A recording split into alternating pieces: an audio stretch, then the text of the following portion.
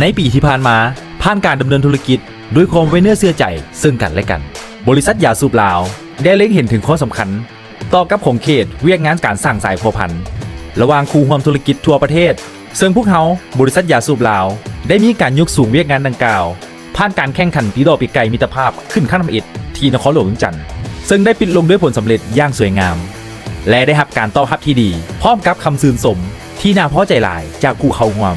และนั่นก็คือภาพแห่งความสำเร็จของโครงการ Lao Tobacco Badminton Partnership ซีซั่น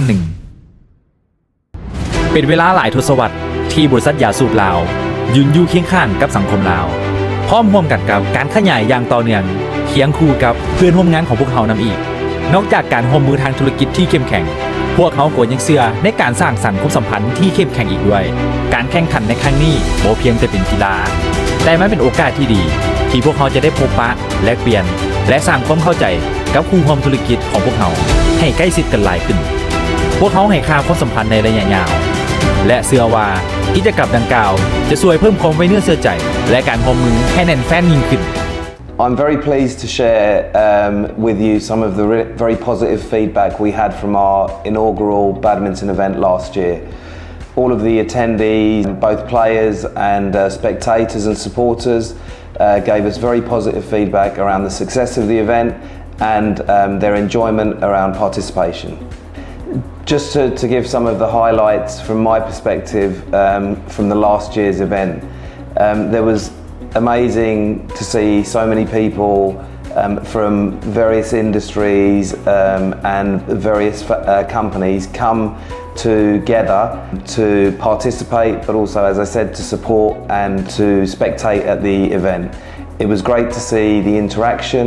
the ability for people to have time outside of work together and enjoy the games that were going on, but also all of the entertainment around the games. พวกเขาเองเนาะต่างหน้า